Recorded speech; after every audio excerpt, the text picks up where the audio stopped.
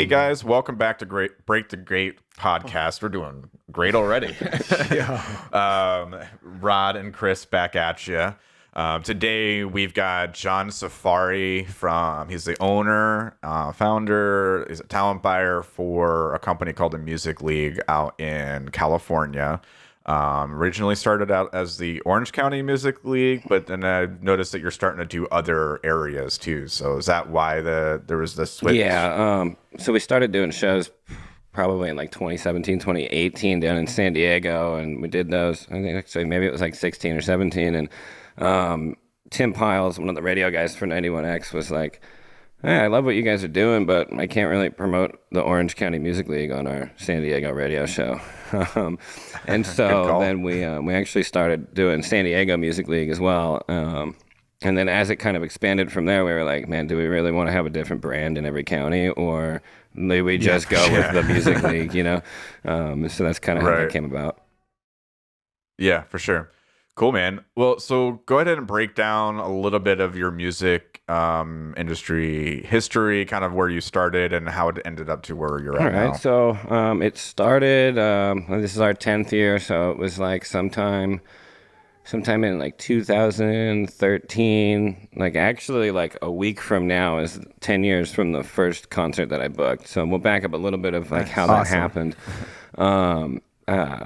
Had a couple of friends that were in like really good local bands, you know, like to the point where like they shouldn't just be local bands, but they like there wasn't anybody out there helping them get out of being a local band in our local area down here. It was like, okay, well, these guys are great, so we won't make them sell tickets anymore. They'll be the headliner, but we'll have all these other bands open for them. And like one of my best friends was in a band. They were called Mainstream Scare at the time, and they were playing all the big shows, but they weren't like getting paid in order to keep doing it. And then they broke up because one of them had a kid, and they were like, look, this isn't making us money. I'm going to focus on my family. Right. And so I kind of digested that as like, well, what just happened here? These guys were like the best band around here. How come they didn't make it and get out of here? And what we found out was that, you know, the local promoters were using them to have all these other shows where they would make bands sell a certain amount of tickets and all this pay-to-play thing. And so I'm just like a music fan that goes to shows 3-4 times a week at this point. And I was like, you know, if I don't do something about this, there's not going to be good shows in 10 years. Like bands, all the good bands are going to be gone because they're just getting bled dry and they're not really getting real opportunities. So after watching like one of my favorite bands not be a band anymore, I was like, man, I got to do something about this. So I was selling T-shirts at the time in the back of a drum and bass club every Tuesday night in Costa Mesa. And one night I went up, I was a little drunk, and I talked to the guy who's throwing the show, and I was like, hey, man, like, I dig this, right? Like, I'm not talking shit, but like, I want to put bands on that stage. Like, can you help me put bands on that stage? And that first show, we had 4 bands and 3 DJs and a couple of MCs. So it was like a mix of DJs and bands. And I had like a ton of painters and clothing people and like vendors and everything, and the show went great, right? And I'm like, oh hell yeah, this is perfect, this is totally gonna work. And then the next like 10 shows were like very painful. You know, the first one, it was really easy to get everybody I knew to go to, and so there's like hundreds of people there, but then it's the same venue and a month later and nobody wants to do it. So there was a strong learning curve there that first year. And what ended up happening is my business partner Kevin Martin, who we started the Orange County Music League with, showed up to that first show and could tell that I didn't know what the fuck I was doing, and was like, hey man, can I help you with anything? You seem like you need a little bit of help. And so he helped me run the door at this first concert, and then kind of helped me. He'd been doing shows already for a couple of years in the scene, and that turned into us like hanging out like all year, being like, hey, like this is what I was like, I'm going to do this, but I want to do it with you. Like, are you down? And so then we ended up coming up with the Orange County Music League. And we went with that because we wanted everybody to feel like they were on the same team, which wasn't something that we had seen. You know, it was like bands are against bands, which doesn't make sense. Like if one of you goes up, the other guy's going to go up. And so we really tried to instill that from day one. So you talked about that first show, right? So the first show kicks ass. It's awesome. And then you hit the next 10. The average person after 3 would be like, No, I'm good. What kept you at that point going? Like, did you just have the vision in your head and you went from there? You know, I knew I didn't know what I was doing. So that was kind of a key, right? It was like, I got to figure this out by doing it. Like, there's not a college course I could go take and learn this information, right? And also, like, I was trying different genres. Like, I didn't just stay in one genre. And so that's a part of why they weren't all getting better, stacking the same people, right? So I think it just comes back to, like, I was determined. And, you know, failing is a part of the process of success. So it's not like something to get discouraged about and quit doing. It's like, okay, well, we just need to try this a little different. And a big part of that was not just using the same venue over and over. And that really, once we started doing a couple more venues and we spread it out, where it's like you're only at the same venue once every 3 months, then it's a lot easier to get people to go back to it. But, you know, a couple times a month at the same spot, it gets old for your fans, right?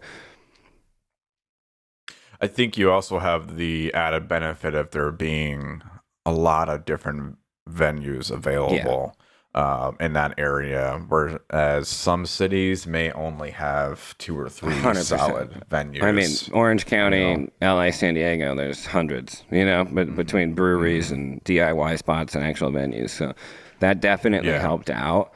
But still, you know, you find your 5 and you stick with them. Yeah, I was just going to ask, do you feel like there are a small list of venues that people just kind of naturally go to because they know it's a good venue? For us, you know, in Milwaukee, we've got X-Ray Arcade. They're a solid venue. They've been for years, and it's changed names over the years a few times, but for the most part, it's been the same building for... Andy has been in bands forever. So he was a musician. X-Ray. Yeah, for sure. And like you have Kelsey K, who was in Cougar Den and now has Cactus Club. Yeah. So Oli with the Miramar. Yep. And he was just a party promoter who just knew that, just like you, who's like, I know I can do this. How do I do this? And then blew up from there. So I guess it's a long-winded question. Are there venues that are like that in your area that you find are going to have the most natural draw? There were. I mean, Chain Reaction, obviously. Like, everybody knows Chain Reaction.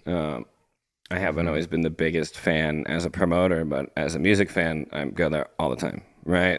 They've done a lot of pay to play in the past. It doesn't seem like it's happening as much anymore because it's really gone from Southern California, except for the Sunset Strip. It really doesn't happen that much anymore, which is awesome. You know, that's like kind of what we set out to do. So, I mean, Chain Reaction is the one that anybody's gonna know in Orange County, right? Now, back in the day, we had a couple places. Hoagie Bar Michaels was one of them, and it used to be like a total dive. Then it got bought by a guy who owns another venue. They remodeled it, and it was like it was the best place. And then unfortunately they sold it, and the guy turned it into a jazz club. So no problem with jazz. Just miss having our all ages shows at a bar, you know. So it was like the perfect place with food and music. So aside from that, the place I threw my first show at, the Tiki Bar, it's still trucking. Like, that's probably like the number one like bar venue in Orange County.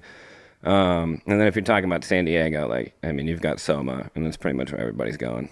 That's where all the big shows come through for the most part. LA, I mean, everybody knows about the whiskey and all that, but it's not really that cool, to be honest.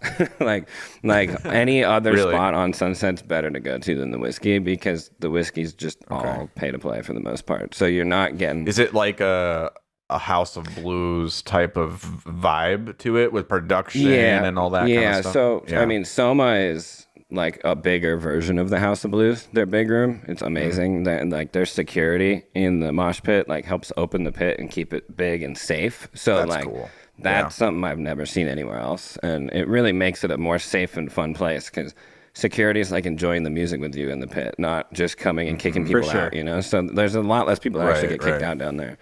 But then now we have the House of Blues in Anaheim, which used to be at Downtown Disney, and it only had one room, and it wasn't really perfect for locals because it was like 1,100 cap. Now the House of Blues in Anaheim has 3 rooms. So they have their foundation room, VIP club, which is like a 200-person room, which is a great starting place for somebody to play the House of Blues for the first time. And then they have the Parish, which is now my favorite Orange County venue. That's all ages, has a bar. We just had a show there on Thursday. And as a after NAMM It's all kickoff. ages and has a Yeah, bar. it's like it's Wow. amazing. And then that's like a 325 capacity room. And so that's like where I do most of our shows now in Orange County.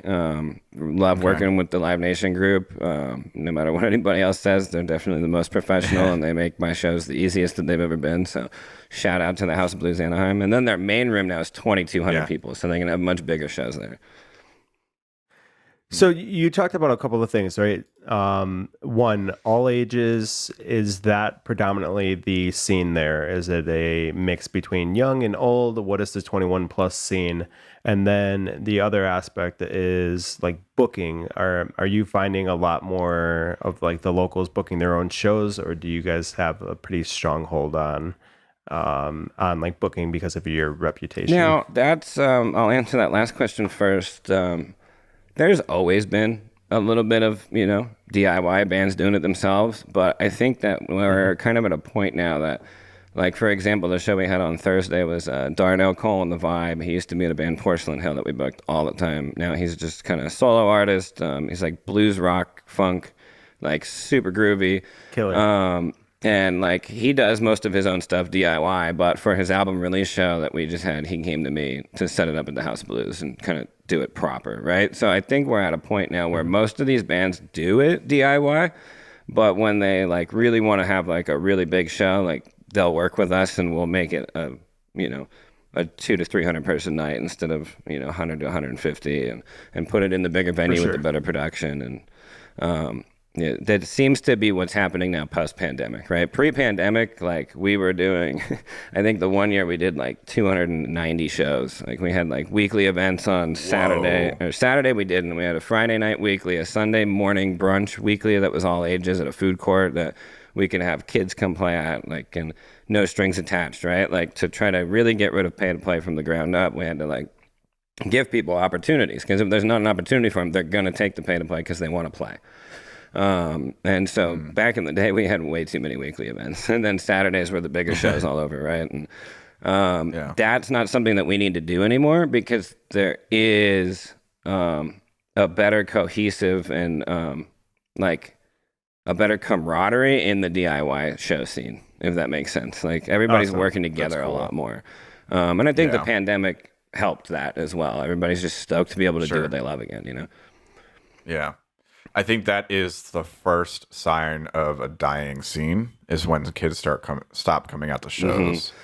And it's unfortunate that's the way it works. Yep. But it is what it is. If you don't go out to local shows, so support your local music, guys. Not to be that guy, but I'm going to be that guy. And so we took that sentence, right? Like, I don't like that sentence. Support the local music. Fuck that, dude. Come enjoy the local music. It's like what we have on the hat, right? Because people aren't going out to support. They'll send a check to somebody to support. They're going out to enjoy themselves, right? And so just simply the experience. Yeah. And just so simply, we found that changing that from support me, which is like almost pandering, to dude, come out and have a great time, like enjoy the local music. It changes the perspective of like the situation you're going to. So you're more likely to enjoy it than just stay for your friend's band and leave, because that's support, right?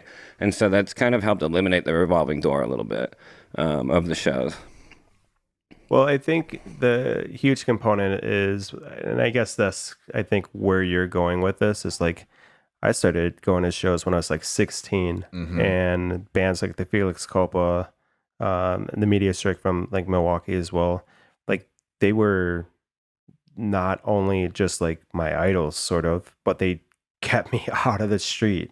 Like they kept me away from that, and they made me want to be them. They were like local heroes. So I feel like we've lost that aspect of it, and now it's starting to come back. You see more local bands playing, you see an actual scene, and that's the most important part. If you don't have a scene, and when people say scene, they're just like, oh, people showing up to shows. No, these are people who hang out on the weekends that have been going to shows for years, that are like helping support like the new kids, and that's the part that's beautiful to see. And San Diego is absolutely gorgeous. It's stunning. Black's Beach, like just walking down there and seeing everything, it's just stunning. I have some homies that live out there, and that music scene, I saw that at like 2013, 2014. I'm a little bit older than I look. And it's beautiful to see because you guys have the people. So to see the fact that now you have the scene and that's actually growing with it, fucking awesome. Yeah, and I think to answer your question about the first question of those multiple was about 21 and up and all ages, and I would say that everything had to be all ages back in the day. Because it was like what you're saying. Like I went to Chain Reaction 3-4 times a week sometimes, and that's what kept me out of trouble when I stopped playing competitive hockey because of an injury. Like going to music and moshing, that was like became my outlet after I wasn't playing hockey, running into guys all the time, right? Like still needed to get that aggression out in a positive like way where you leave smiling, and so that was like heavy music, and a lot of it was Chain Reaction, and now that music scene was really, really strong, and now we're all in our 30s. And so now I experience more older crowds, but that's because it's the same people. There still is a really good foothold for the younger, like the younger kids in the scene. It might not be as prominent yet as it was, and that's because we just came off a 3-year hiatus of the pandemic. But I've seen more people going to shows than I've ever seen. And I've seen all the shows doing better. So I'm definitely very optimistic about where we're headed for the next couple of years. So you said hockey? Yeah. How the hell did we go from hockey and were we like listening to like metal bands growing up? Definitely. Like what got you into it? And was it like metal or was it like Meshuggah? Okay, that's a good question. So it just so everybody knows, this is coming out of left field. My first concert was NSYNC. So it went from hell yeah. it went from there as like 9, 10, 11, Duff, so and then it just like it hit like Metallica, early Incubus, and Linkin Park, and then from there I bought these. You know, back in the day when you bought CDs, I dated myself there, but.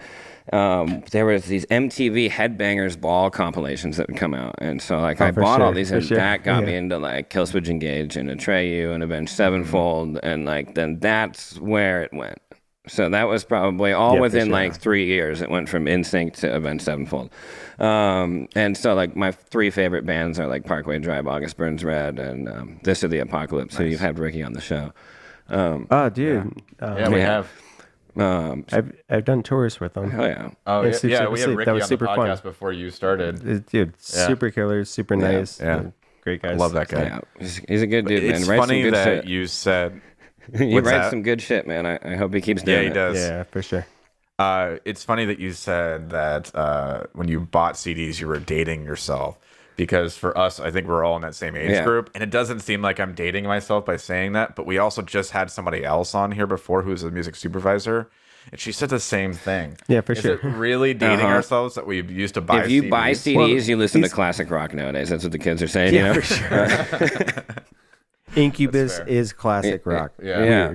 Dude, they're saying Disturbed is classic rock now, these kids, dude. What? Yeah, I'm just like, man, that happened way quicker than I expected it to. Right, yeah. That's wild. But I mean, we were listening to AC/DC and all that in like the 90s and early 2000s, and we thought the same thing. So I guess, it makes sense. Yeah. Yeah. Just sounds weird. Yeah, it does. John, what kicks ass about your job? What keeps you motivated and keep doing what you're doing? What are the ups of what you do? I like how you start with the positives and not the negatives. We like to end you on a low note. Okay. That's cool. Well, I'll take care of that with some alcohol later. You know? Yep. No, just joshing. But the positives, man. So I've started like in 2017, like we all started working as like stagehands in the bigger productions, just to kind of learn more of what goes on at the bigger level, so we could take those lessons and things and make our shows better or make our production better. So the favorite thing I get to do is now like stage managing huge festivals for Live Nation. You know, I learned so much every time I do it that it has tightened everything up on our back end. And I mean, how can you not be having a good time when you're standing on a stage and there's 10,000 people having the best time of their life, you know? So I think a big part of it is like not only reaching for that 10,000 person show and still having that same appreciation and enjoyment for the like the energy and the environment that you can create at a show with 300 people. And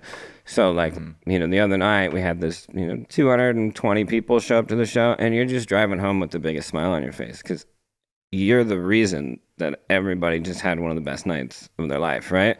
And so I think that's the motivation that just keeps the train going. It's like, people need this, right? Like, I need it. That's why I started doing it, right?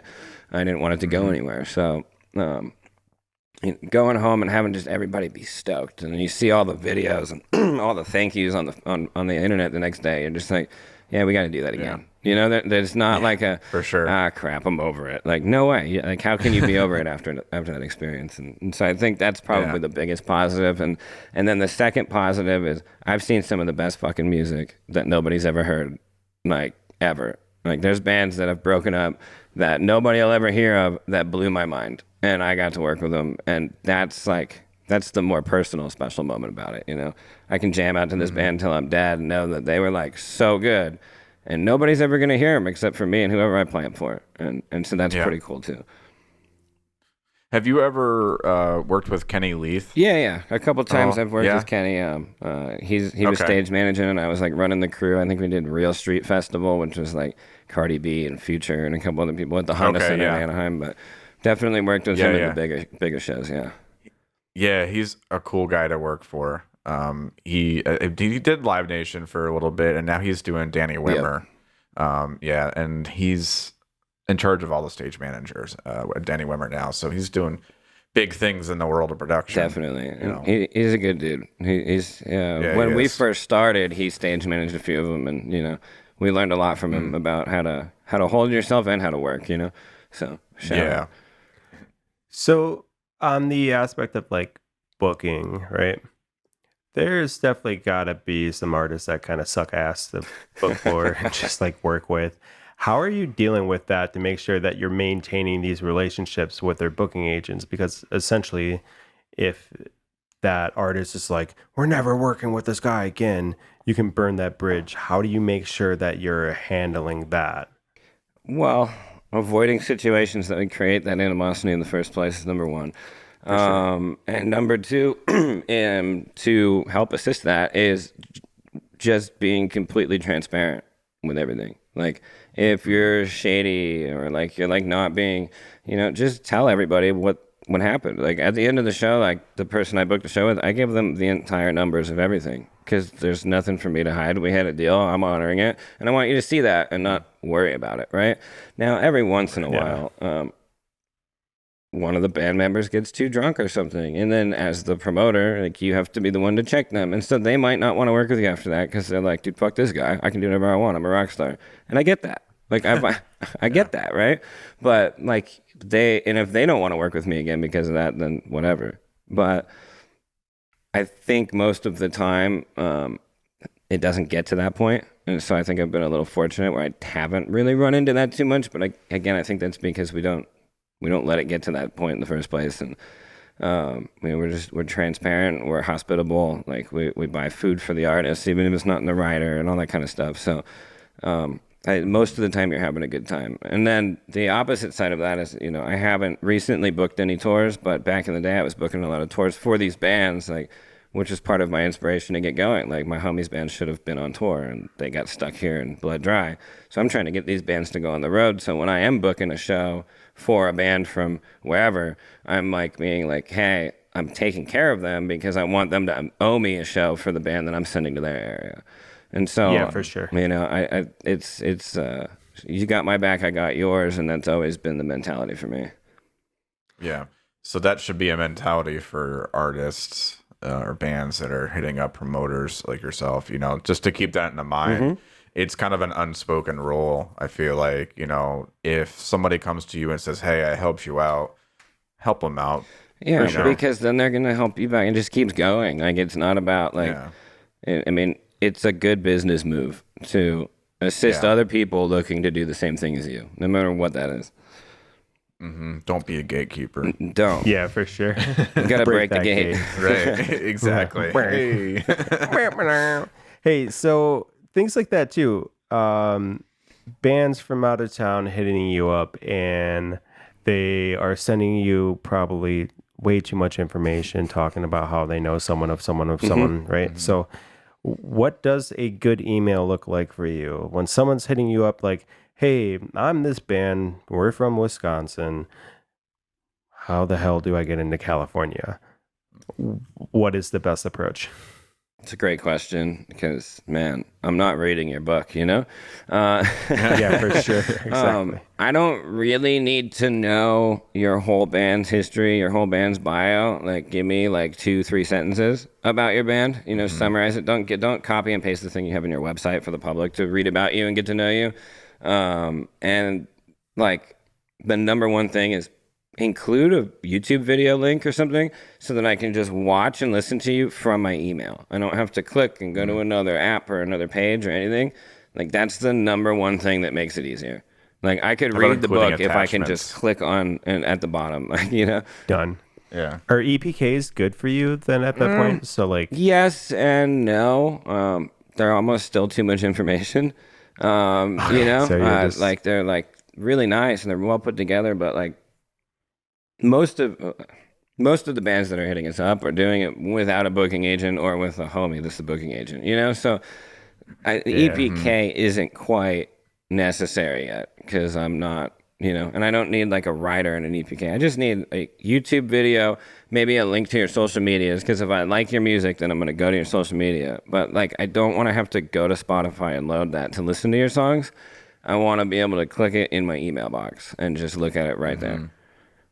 keep it Super simple, simple. dumb. Yeah. Yeah. Yeah. Put it straight And please there. send Like your it's- music, because I've had people just send photos of their band and stuff. Like, I'm not booking you, Okay, dude. you Like, look sorry. nice. Like, please send me the link to your music and make it so I can play it in there, and everything will be so much easier. Yeah. What about attachments? MP3 attachments. That's cool. I can jam it from my email. You know, I can just click on it and it'll play through Google Drive. I'm totally cool with that. Yeah. So what we learned, one, if it's to a library, get links. If it's to booking agents, they're pretty open with it. Yeah. We just learned that. Yeah. Hey, yeah. So for you artists out there, because I have sent probably 1 million emails to promoters, don't be dicks. Like, make sure that like when you show up to these shows, like this guy doesn't have to book you. He doesn't have to do anything. For him to do that, that's a huge thing. So if you screw that up, let's say you're from Wisconsin and you show up and you're an asshole, and now let's say you're a metal band from Wisconsin, automatically when he opens up this email, John's going to be like, oh, wait, that last band from your city sucked. I don't want to work with you. This is good. So don't burn that bridge. Make sure that you are treating these promoters like the kings that they are, because without them, unsigned bands can't tour. They can't try to make new fans. They can't try to make their dreams come true. So don't burn that bridge. And just because you're in 2 bands doesn't mean working with the promoter for one band means you're also working with the other band. Yeah, for 100%. sure. I mean, it makes it a little Yes. bit easier, especially if you show up and you're not a Sure. dick and you introduce yourself, right? Right. But it's not a shoe-in, right? Because again, like maybe you're in an indie band and a metal band. That's 2 different Yeah, for genres, sure. and that's probably not going to translate.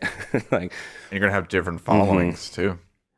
That's a key takeaway as well when you're talking about that, because like even in your market, once you're out of your market, whatever you've worked for doesn't matter. You're a completely new band. Yeah, your performance and the tightness of that will matter. The only thing that's going to matter is just being humble and building those relationships.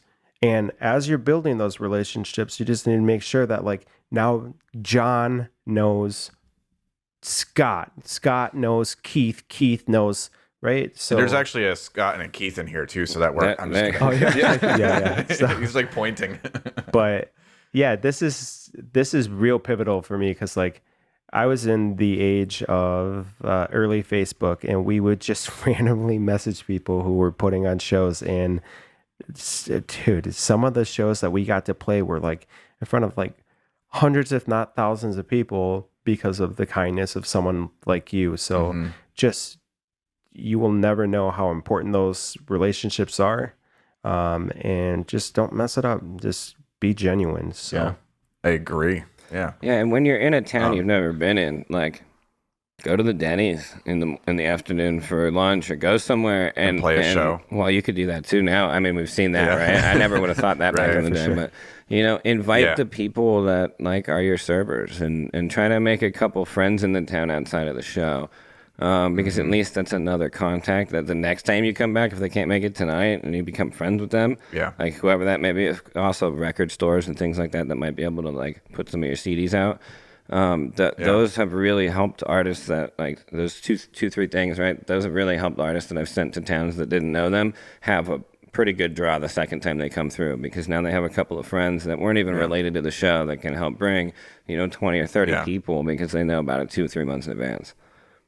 Speaking of doing the right things, can you give us different examples of things bands should be doing when they're at your venue from start to finish? Like, what makes them stand out apart Like from load everybody in, else? load out. Well, Yeah, or definitely, even just as simple as like yeah, go definitely ahead. loading in on time, unless like you're on tour and you're coming from far away and like you can't get there at the load in time. Like that's Yeah. totally understandable, but getting there and loading in at the right time and checking in with your sound guy immediately, like because that makes the whole show go smoother. The sound guy doesn't lose his mind, which they usually do. So we try to keep the sound guy happy for as long as we can. Yeah. The grumpiest profession in the world. For real. But and then aside from that, just introduce yourself to everybody, and then don't be in the van or in the green room when the other bands are playing. Be out there and support the other bands. Put photos and videos of that band's set on your social media, because your fans have never seen them, right? And then they're going to be more likely to put up a video on theirs of you.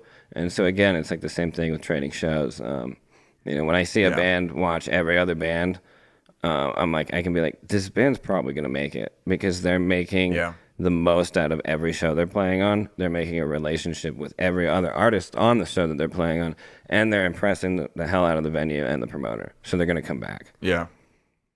That's been the key takeaway with almost every person we've talked to. It's just networking and making sure that you are allowing opportunities to present themselves. Because when you're in a new scene, you don't know who's who there. is exactly. You don't know the key holders to venues or people who are willing to like help invest in things of that nature. So that's sick. But I have the ultimate booking question for you. Ooh. Who is that band that you got before they were big that it was like one of their first shows? So like, did you book like I don't know, because I know Real Big Fish is from your area, but they were really big. Yeah. But who was the band that you booked for like 15 people that you're like, I knew them before they were big. I booked them. So locally, let's see. Locally, there was a couple. Rivals is one that's blown up right now that I booked at for a sure. Toy Drive like a couple years before they blew up, and there was probably 40 people there. And I was just like, man, you could tell like this band is way on a different level than the other bands they were playing with. And I only booked them like once or twice before they blew up. But then there's this band from Seattle that's called Avoid, and we booked their first like 2 or 3 California tours when they were Avoid the Void, and like the singer Benny was still like 17, and they were playing.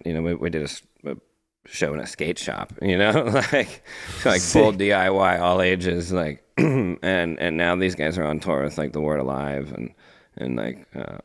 Way bigger bands than that. They're playing all the big festivals, and that one seemed to happen like overnight. And then there's another one that's starting to play all the same festivals that was from down here. I believe they moved here from somewhere else, but Dead Poets Society. Those guys are rad. Jack and them, the boys in the Keystones are really close with them, and they talk about them literally all the time. So, well, I thought were they from Arizona? They weren't from here Yeah. originally. They moved out here. I booked them probably 4 or 5 times at different venues around SoCal, and then didn't really hear from them or about them, and then they were huge. It was just like, Yeah. Oh, you know what? I think it's like, there's a book called Dead Poets Society too, right? Yeah. That's probably that helps, I think. Kinda like people the are Mice "You ever and heard of Men?" Dead Poets Society? Yeah, exactly. for sure. And they're like, oh yeah, I've heard of them. you know, and then a good that point. name just kind of creates its So own did that marketing. happen with the Devil Wears Prada too? Then, because there's a I movie think in that there. happened No. before the movie. Dude, no, by no means. The Devil Wears Prada. Those boys, freaking, they were grinding. Yeah, they were. Yeah, There was like Cornerstone, like '06, yeah. and yeah, like it was Bring me the just, Horizon era. literally, it was nuts how like they were just playing shows after show after show, and then they were huge. Yeah, It was like Part of the toured formula, for you 2 know? years. yeah, Yeah. Because the networking that you get from all figure. this. yeah. That's also another interesting component because like the pop realm of doing things versus the, I guess you could say, even indie rock or like metal bands. Like metal bands, they tour, they get signed, they tour. Where it's like the pop realm, they will get like the biggest names, try to get as much money as possible, get like everything ahead of time, try to go viral, get signed, get asked onto a tour, and then go Yeah. that route. So they're, Which is a very complex way of doing it. but also, because do you it's so keep hard. a true fan base? That's Yeah, the other that thing. too. It's like, Not. I guess that's a kind of a good question for you Yeah. too. How do you, so when you get presented an artist to bring in, how do you know like that they're actually going to bring in anybody, or do you just rely on the locals to bring in people to support them? When I'm booking a band from out of town, most of the time I don't rely on them to bring anybody, and I try to book a dope show that like Yeah. like the other bands that are playing, like their fans are gonna like this band from out of town, and that's pretty much the formula. And that just goes because we're in Southern California, and there's 800 million things to do every night, and so you can't just be like, oh, hey, I got this band from Middle America playing, because nobody cares, right? So Right, there's right. just too much to do. So that's really been the formula that's worked for us around here. Is they play in the middle of the show, or not? They're not the headliner anymore, like they used to always be, and then some of the people would leave. So we always try to keep like one or two bands after that touring band now. So they play in the middle when there's going to be the most people there, and they can get the most out of it. Good idea. Yeah. Another thing is ending shows before midnight, because all the bars want you to go till 12:30, but like we're getting old, dude. I want to be home by midnight. Right. So right. I've noticed that ending the shows earlier keeps people there for the last band as well. How are there ways that you've found to get people in the door for the first band versus coming in towards the middle? I've played around. I know with it's kind of different- a hard thing to do. Yeah, I've played around with a couple of different things in the past where like it's a guest list, or like it's $5 less if you show up before this time, and kind of like take something from like the nightclubs that seems to work for them. It hasn't taken the biggest hold yet. So I hope too many people that go to my shows aren't listening to this. What I do is I put the doors open an hour before they really do on my flyers. Okay. And then you're like, oh shit, the show started at 7. Like, I should be there by like 8. And then that's really when the first band goes on. So kind of play. killer. That's Yeah. a smart idea. So that's another key takeaway for this, is that the promoter is always trying to help you. They're always trying to get like eyes on you. And like he said, he used to go to shows and it was just like, hey, I want more people to go to shows, so I'm gonna help out.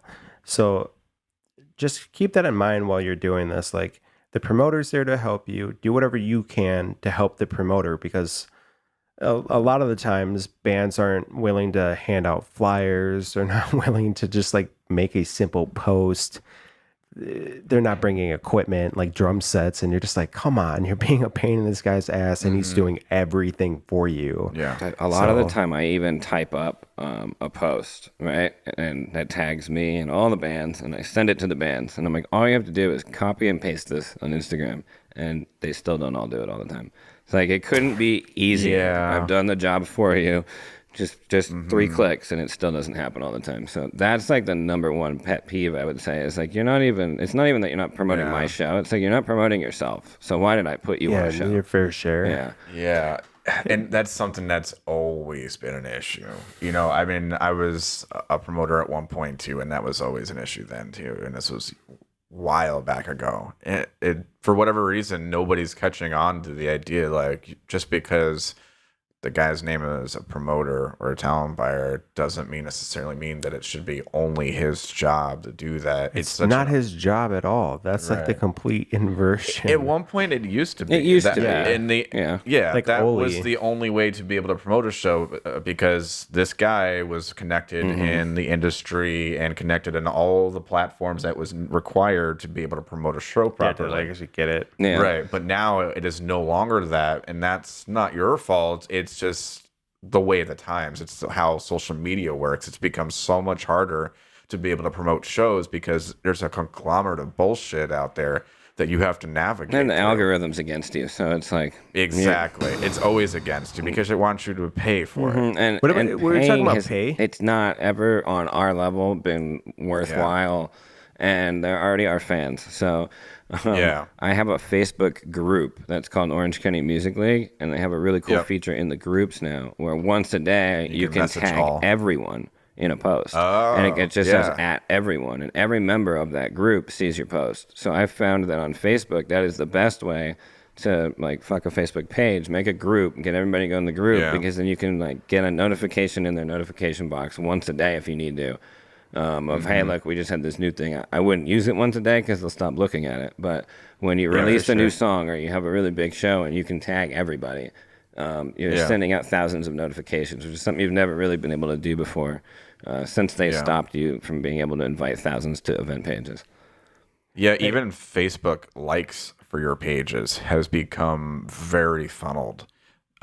When you actually, send a request to like your page, Oh yeah, it doesn't pop up, right? 10%, 10% of the time it doesn't pop up anymore. You actually have to go to A separate thing. invites. Yeah. Which is difficult to navigate from the app. I'm cool with that, to be quite honest, because you see so many people who start 17,000 bands. They like start one, they hype it, they break up, they do Yeah. it again. I feel like honestly at this point in time, we need more people to be genuine. Yeah. Hey, I know you will like this.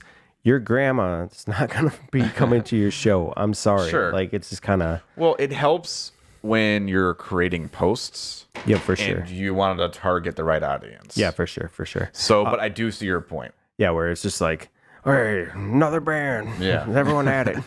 Hey, so John, quick question. And might be one of my last ones, but Yeah. ticket prices, what are they like out there? Because the old Nifty 50, the $5 show, Yeah. it seems like it's gone now. What are average show? No, yeah, the $5 thing's a thing of the past. I mean, you can't even get a cheeseburger for $5, right? So, but Burger King is $14 for a meal. Burger King, dude, Oh my God. $14. it's crazy. Like, just go to a Better be restaurant, sending you know. some of that to the hungry. Yeah, like what the hell? But so ticket prices, like, I mean, never lower than 10 at this point. sure. I like, if I'm having, if it's just locals, it's usually a 15 pre-sale, 20 at the door. And that seems to be pretty consistent. We've all kind of made our prices that post-pandemic just because Yeah. the cost of living's gone up so much and gas and everything, especially gas out here. It's like $5 a gallon. So, bigger shows, it really depends on what the artist is asking for, right? Like I had Escape at the Fate and Slaves a couple years ago, and that was like a $5,000 tour package. So like that we went with I think $27 for the ticket. So that kind of all really depends, but never really trying to go higher than like 25 if possible, right? You still want Yeah. people to be like, oh, okay, that was an hour or two of work and not a big deal. Yeah. What about doing tiered pricing? I've noticed certain festivals are starting to do that now too. So like they have like the third tier where that's the actual ticket price that they're looking for to be able to get X amount more. But they started off with one tier, which is like a little above their bottom dollar. You know what I mean? Yeah. So it's kind of like it promotes that You get a beer, you get backstage, a meet Right. and greet. Yeah, and you get just the added satisfaction that you're getting it cheaper if you don't wait.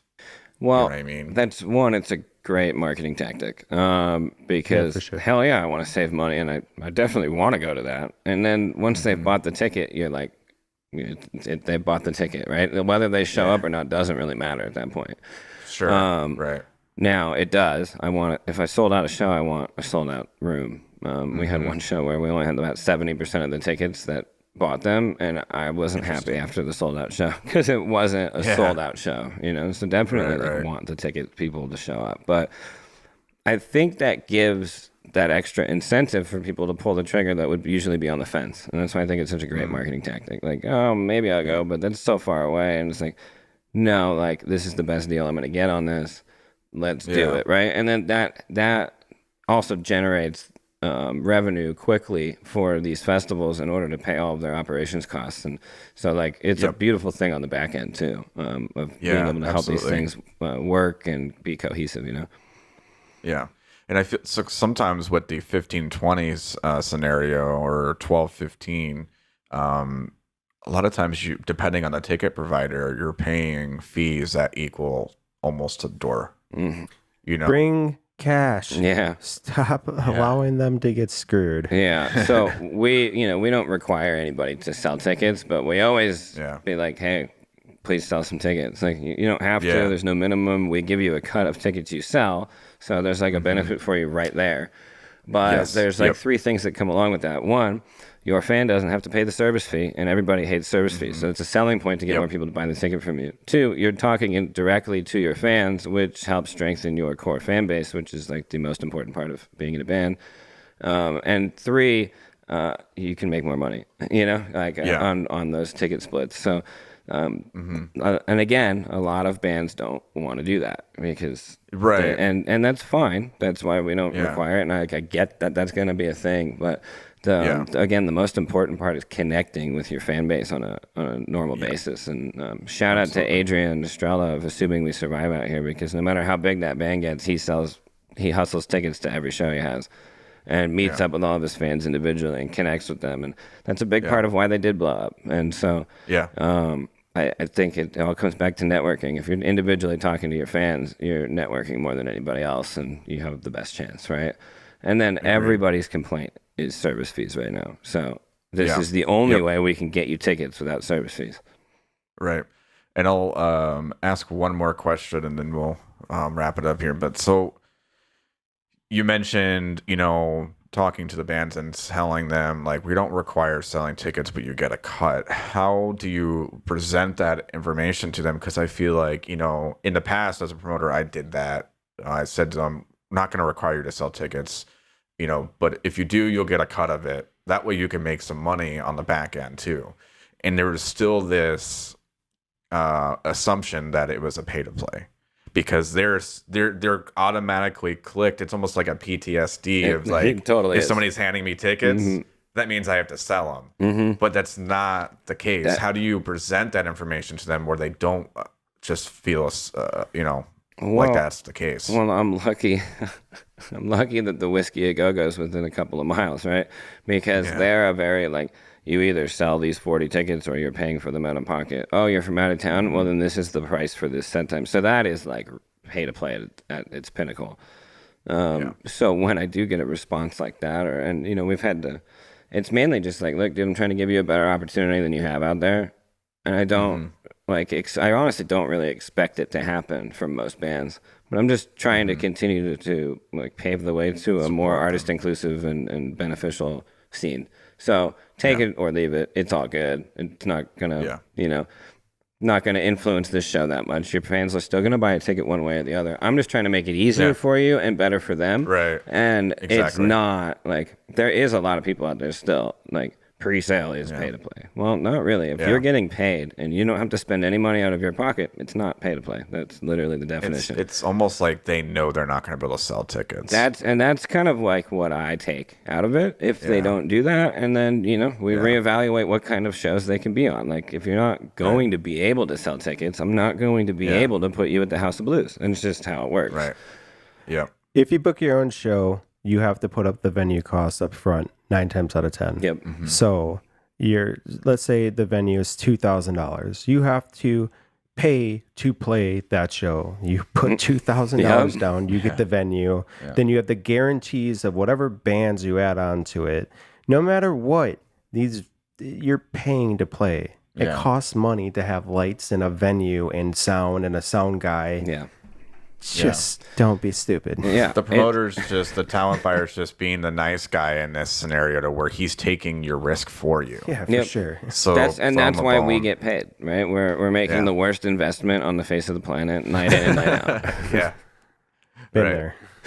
All right, John. Well, that was a good way to end that. I appreciate you coming on. Provided a lot of information, and this hour kind of went by really quick. Yeah, it so did. we'll have to have you on again. Would love it, man. I appreciate you guys. And if anybody's listening, you can check out the Music League. It's Instagram, themusic.league. Facebook's just the Music League. And the website is also themusicleague.com. Got a couple cool shows coming up over the summer. Would love to see you guys there. So, again, thanks for having me on. Let's do it again soon. Cool. Yeah, John absolutely. Safari. Fucking awesome. Son. Yeah.